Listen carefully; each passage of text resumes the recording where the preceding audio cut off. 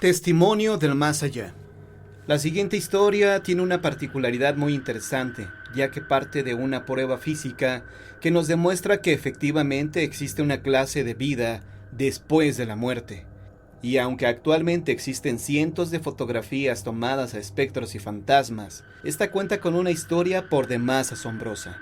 Dicha fotografía, aseguran, fue tomada en el siglo pasado, por el año de 1987. Y ha permanecido desde entonces en manos de una familia de costumbres cristianas. Pero no fue hasta que la tía Nora se la obsequió a Raúl, cuando comenzó a recobrar vida esta historia en sus manos. Se decía que aquella persona en la fotografía había habitado años atrás aquella vieja casa. Se decía que una vez fallecida todavía merodeaba por los rincones de aquel lugar. Aquella fotografía había sido tomada por accidente, ya que la tía le pidió a su hija le alcanzara la cámara para fotografiar a su pequeño que cumplía 5 años. La pequeña, al bajar las escaleras, activó sin querer esta, dando por perdida aquella fotografía. Pero días después revelaron un misterio que sorprendería a conocidos y extraños. Se trataba de un hombre parado justo al pie de las escaleras. Pero ¿de dónde había salido? ¿Quién era aquella persona? Estas y muchas otras preguntas salieron a relucir en cuanto Nora llegó a casa. Esto, sin duda, era la presencia de un hombre con aspecto extraño, ya que vestía ropaje diferente, además de que el cumpleaños fue celebrado solo por ellos. Sin decir más, guardaron la fotografía, a fin de que se perdiera entre los recuerdos. 10 años después, aquella casa se derrumbó para convertirla en cafetería, debido a que el número de familia creció, obligándolos a cambiarse de residencia. Para ese entonces ya muchas personas habían advertido a la familia de que algo muy extraño salía de la pared que daba justo debajo de las escaleras, advirtiendo que podría ser una fuga de gas.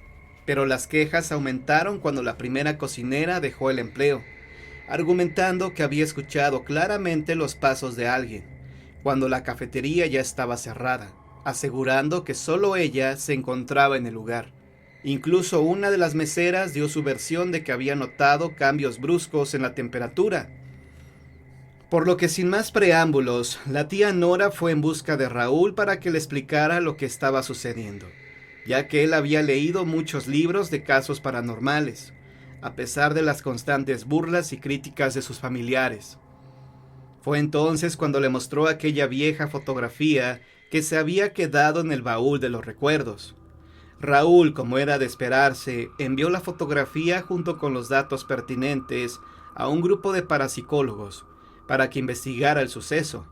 Sin embargo, y al paso de los años, no se ha podido esclarecer el secreto de aquella cafetería, ni tampoco se ha podido identificar a la persona que salió en aquella fotografía.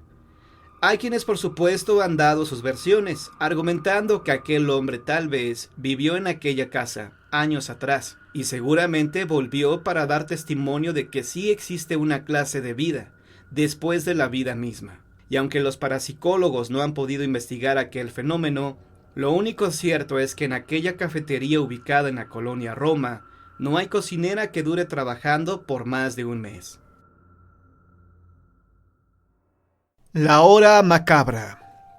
La siguiente historia se desarrolló en las entrañas de nuestra Ciudad de México, justo cuando la campana del reloj marcaban las 12 de la noche. Aquella casa de la calle 5 de Mayo había permanecido 20 años deshabitada, aunque para algunos vecinos en realidad tenía 21 años sin ocuparse. Y no era para más, ya que los sucesos ocurridos en el año de 1980 dejaron huellas en la memoria de todos los moradores. Cierta mañana de mayo llegaron a habitar la casa marcada con el número 2, una pareja de recién casados. Ambos eran muy jóvenes aún, pero se dice que reñían a todo momento. Por las noches, los gritos daban fe de que los cónyuges se golpeaban mutuamente. El motivo era que Antonia se había dado cuenta de la relación amorosa que sostenía su marido con su mejor amiga.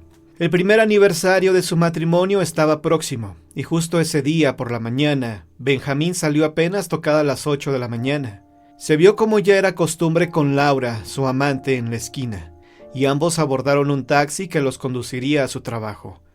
mientras que Antonia no tardó ni 15 minutos en asomarse a la calle para aguantar todas las habladurías que se escuchaban en su entorno. La joven era muy callada y solo tenía una amiga, la vieja Juana, que día a día trataba de aminorarle su tormento. ¿Por qué tan temprano?, preguntó la vieja al notar las lágrimas que brotaban de Antonia. Creí que por ser nuestro aniversario no se vería con ella, respondió con gran tristeza la bella joven. Sabe, Juana, hoy también hace 2 meses que descubrí su infidelidad. Ambas mujeres conversaban sobre el calvario sin importarles las miradas indiscretas de los vecinos. Todo parecía normal, a excepción de una pequeña bolsa blanca que celosamente llevaba Antonia entre sus manos. Ella había estudiado para química, pero el matrimonio jamás le permitió ejercer. Por el contrario, tenía que quedarse en casa, aún sabiendo que su marido se divertía con la que había sido su mejor amiga. Entró la joven a su casa actuando de manera muy extraña. No dejó pasar a Juana, argumentando que debía preparar la cena. De esta manera pasaron las horas, y a pesar de que llegó la noche, su marido no apareció. Justo cuando el reloj marcaban las 12, Benjamín atravesó el portón de la vieja casona con algunas copas de más. En ese momento, Antonia salió a recibirlo, pero la discusión no se hizo esperar. «Estabas con ella, ¿verdad?», reprochaba la pobre mujer con los ojos llenos de lágrimas. Benjamín, sin pensarlo, golpeó a Antonia, quien se fue a estrellar fuertemente contra la pared. En ese momento cruzó una idea macabra por la cabeza de Antonia. «Te dije que sería la última», decía con una mirada llena de rabia. Al dar la media vuelta y subir por las escaleras, Benjamín, furioso, la tomó del brazo y le confesó que sí. En efecto, estaba con ella y que iban a tener el bebé que ella nunca le había podido dar. Aquellas palabras retumbaron con un tremendo eco maléfico. Nadie sabe con exactitud qué fue lo que pasó aquella noche. Los vecinos solo recuerdan un grito de dolor y angustia. Después, siendo ya las 6 de la mañana, hubo un gran alboroto afuera de la casona, como si algo interrumpiera la paz y la armonía entre los vecinos y aquellas viejas calles. El cuerpo desmembrado de Benjamín aún permanecía tirado al pie de las escaleras, bañado en sangre. De Antonia solo se supo que la pobre parecía como desconectada del mundo, como si estuviera en un trance del que nunca pudiera volver, lo cual no pudo ayudar a la policía a descubrir el verdadero motivo del fallecimiento de Benjamín. Fue así como esta historia quedó en el olvido. Pasaron 20 años antes de que alguna familia quisiera volver a habitar aquella casona. Y no era para menos, pues se contaba que por las noches se escuchaban los gritos horribles de aquel infeliz hombre, y hasta juraban los vecinos que veían al espíritu paseándose por los jardines. La nueva familia acababa de llegar de provincia. El señor Tomás, jefe de la familia, aceptó un empleo en la vieja maquiladora del centro. Sus 2 hijos, Mónica de 12 años y Juan de 7, se quedaban solos hasta entrada la noche, ya que su madre trabajaba hasta tarde en un hospital. Durante el primer mes en la casona, Juan no paraba de burlarse de su hermana, quien todas las noches lloraba sin cesar. Ya por la mañana le reservaba unas cuantas bromas para hacerla rabiar. «Mónica tiene miedo por las noches», decía con regocijo, mientras se preparaba para ir al colegio. «¡Cállate, Juan!», gritó con desesperación la pequeña. Justo en ese momento, la bella madre cruzó la puerta.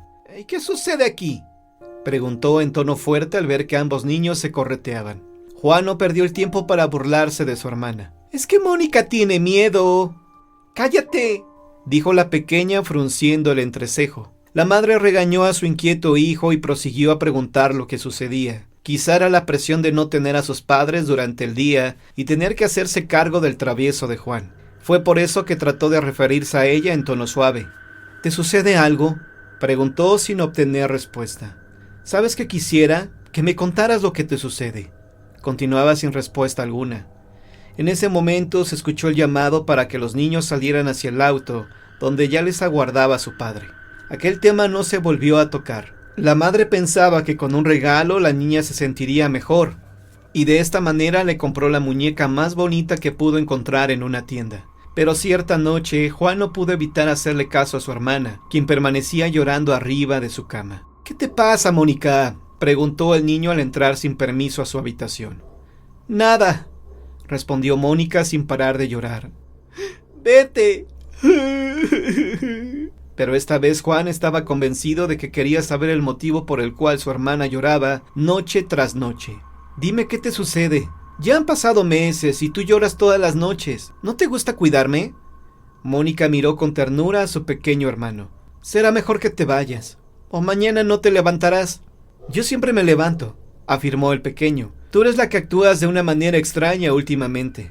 «Ya te dije que te vayas», interrumpió ella demasiado molesta. Juan supo que en realidad Mónica no estaba dispuesta a contarle nada, por lo que mejor se retiró a su cuarto para continuar con el tormento de escuchar a su hermana, quien seguía llorando. A la mañana siguiente, Mónica tomó del brazo a Juan y le dijo: «¿En verdad quieres saber qué me pasa?». Juan se estremeció por completo con solo escuchar estas palabras, pero permaneció muy atento. Al terminar Mónica con su versión, Juan echó a reír de tal manera que ella se molestó. «¿Entonces no me crees?». «Claro que no», continuaba riendo. «Mejor dile a mi madre que ya no quieres cuidarme a seguir inventando tantas cosas». Mónica, desesperada, le advirtió que aquella noche lo despertaría justo antes de la medianoche y lo invitaría a que fuera a su habitación para que presenciara con sus propios ojos aquella pesadilla que noche a noche tenía que soportar. Juan, en cambio, no paraba de reír, tomándolo como una simplicidad. El día pasó de lo más normal, y a Mónica no se le iba de la cabeza la idea de llevar a su hermano aquella noche a su habitación. Siendo las 11 de la noche, se escucharon los pasos de la feliz pareja que regresaba de laborar. Fue entonces cuando Mónica consideró que era el momento oportuno para ir a traer a su hermano. No le costó trabajo levantarlo, pues para ese entonces Juan ya estaba acostumbrado a despertarse gracias al llanto de su hermana. Ambos niños llegaron hasta la amplia cama que daba justo a la ventana y permanecieron en silencio.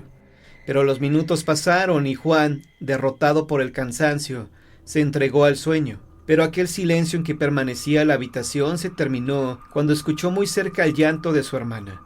Se levantó de inmediato, olvidándose de las palabras de su hermana, y preguntó mirándola: «¿Qué te pasa?». Mónica no pudo hablar, en cambio permanecía señalando hacia la ventana. Juan volvió su mirada con incredulidad, y fue en ese momento cuando soltó en llanto tan parecido al de su pequeña hermana. De esta manera pudo mirar la aparición demoníaca que noche a noche atormentaba a la pobre de Mónica. En efecto, justo en aquella ventana estaba un hombre vestido de negro, cubriéndose el rostro con la mano. Ambos pequeños lloraron tanto aquella noche que sus padres no tuvieron más remedio que buscar otro hogar lejos de aquella casona. Cuentan los vecinos que lo único que pudieron describir con exactitud los pequeños fueron aquellos enormes ojos rojos y el sombrero de bombín que lucía la espectral aparición. Y es que no había explicación para lo que ocurrió esa y todas las noches anteriores, ya que aquella habitación quedaba exactamente en el segundo piso, de frente a la calle de 5 de Mayo. Algunos vecinos que pudieron entrar a la propiedad dicen que en aquellas fechas la mancha de sangre donde permaneció Benjamín volvió a aparecer como si éste acabara de fallecer. Incluso hay quienes afirman que todavía por estos días se pueden escuchar los gritos y lamentos cuando la campana del reloj marca siempre la medianoche.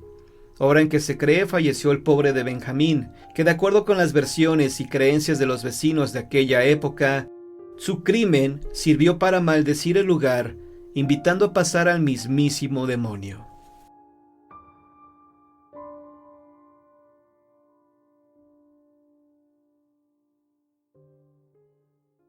María y Andrés decidieron mudarse de nuevo a un lugar algo más apartado y tranquilo. Quizá la casa no era como ellos soñaban, pero al menos ofrecía una gran cantidad de comodidades y el espacio era más que suficiente. Se encontraba apenas a unos minutos del pueblo andando y su construcción era bastante antigua, aunque en su interior contaban incluso con un ascensor, y es que era evidente que la casa perteneció a una familia pudiente, de hacía muchos años. Una vez que consiguieron arreglar todo, salvo el ascensor que curiosamente funcionaba a la perfección, se dispusieron a amueblar la vivienda y a comenzar su nueva vida ahí. Apenas utilizaban el ascensor, pero resultaba muy cómodo para poder subir muebles a la planta de arriba o incluso para tomar algo en la terraza superior cuando tenían que llevar bandejas, botellas de bebida, etc., desde la cocina que estaba en la planta baja. Pero en una de las ocasiones, María había subido con una pequeña mesita y de repente vio que en el interior había una niña.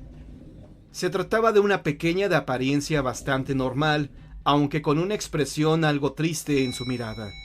Cuando esta chica se dio cuenta de que la mujer podía verla, se asustó e intentó salir del ascensor. María no consiguió localizarla después y decidió contar la historia a Andrés, el cual se dedicó durante horas a buscar por toda la casa, y finalmente pensó que tan solo se trataba de algún tipo de espejismo. Pero durante los siguientes meses, cada cierto tiempo volvían a ver a la pequeña en el ascensor, aunque nunca consiguieron saber realmente de dónde salía. ¿Quién era esa niña? ¿Y por qué la encontraban siempre en su ascensor? ¿Cómo podría entrar a la casa sin ellos saberlo? Todo es un misterio. La mano del muerto. En el lejano oeste, el póker formaba parte de la cultura de los cowboys, lo mismo que el whisky, la pólvora, los salones o la muerte. Muchos de los caídos entre los forajidos y criminales del Wild Wild West soltaron su último suspiro mientras estaban fumándose un puro, bebiendo bourbon y disputando una partida de póker. Y esa mano, la última antes de pasar a mejor vida, es la que se conoce como la mano del muerto, Dead Man Hand. El mundo del póker está lleno de supersticiones, y cada uno tiene sus propias manías, pero la mano del muerto es la que produce escalofríos hasta el jugador más frío y calculador. La mano del muerto forma parte del funcionamiento del póker desde finales del siglo XIX, pero ha ido cambiando hasta llegar a la leyenda actual. En 1903, por ejemplo, la Enciclopedia de Supersticiones, Folclore y Ciencias Ocultas recoge que la mano de la muerte está compuesto por jotas y sietes, y unos años después se encuentran menciones que hablan de jotas y ochos. Sin embargo, en los años 20, la publicación de la biografía de Wild Bill establece la mano que jugaba el pistolero cuando dio su último suspiro como la auténtica Dead Man's Hand, aquella que todo aquel que quiera aprender a jugar al póker debe respetar y temer. James Butler Wild Bill Hickok es uno de los criminales más populares de la época del oeste norteamericano. Acumuló 36 muertes conocidas, hasta el día en que se encontró con la propia suya. Fue en el salón Nuttall and Men de Deadwood, en Dakota. Jack McCall entró en el local mientras Wild Bill se hallaba en medio de una partida de póker y le disparó por la espalda el 2 de agosto de 1876. La leyenda dice que Wild Bill cayó al suelo sin soltar las cartas que jugaba. 2 ases y 2 ochos negros. La quinta carta es un misterio. Algunos dicen que la quinta carta era un 9 de diamantes, otros que era la jota del mismo palo. Y según el biógrafo de Wild Bill, Joseph Rosa, la historia de quienes estuvieron presentes en el momento del asesinato del salvaje Bill, la quinta carta que sostenía era la reina de corazones con una mancha de su propia sangre. Incluso hay quien afirma que nadie sabe cuál era la última carta porque el pistolero murió mientras la robaba, por lo que ni siquiera él mismo llegó a ver cuál era. En cualquier caso, parece claro que era una carta vacía, irrelevante, ya que la mano de Wild Bill con la doble pareja era la ganadora. Wild Bill no pudo disfrutar de su triunfo y cayó muerto mientras agarraba con fuerza las cartas que se convertirían en la maldición del póker. En Las Vegas, Nevada, la insignia de la División de Homicidios de la policía es una imagen de los ases y 8 negros junto a una carta cubierta que recuerda en la capital del juego que cuando aparece esa mano es que antes ya ha pasado por ahí la muerte.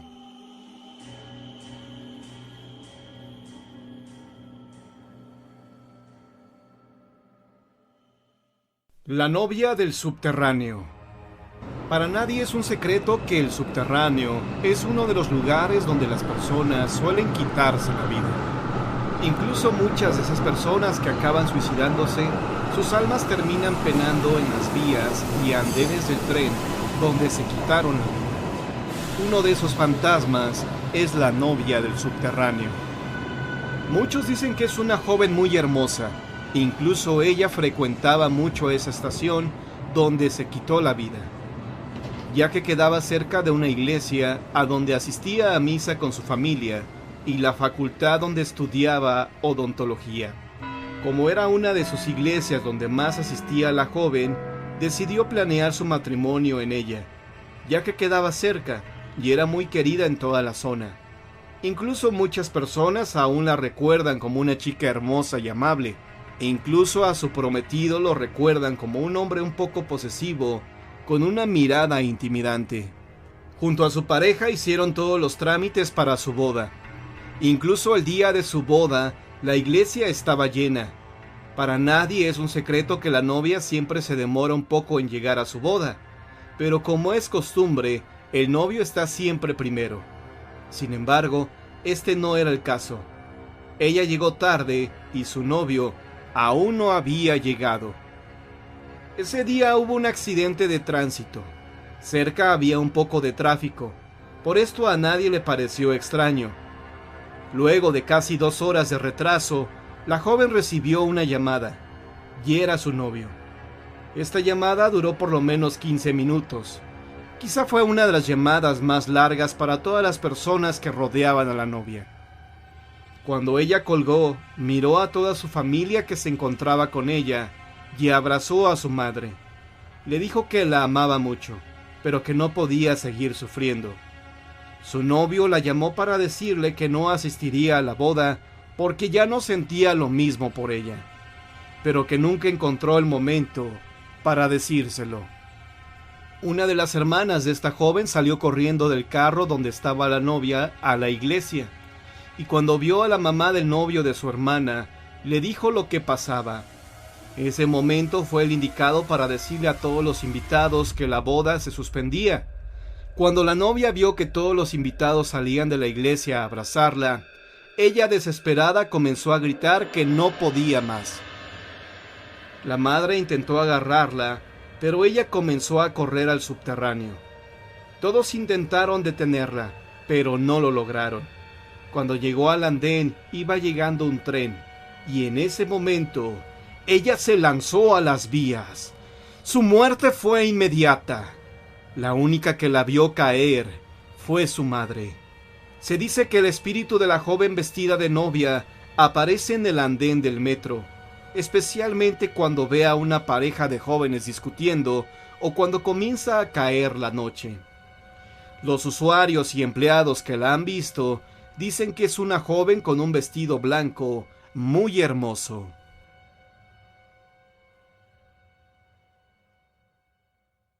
Si te gustó este video, dale like, comenta y compártelo en tus redes sociales.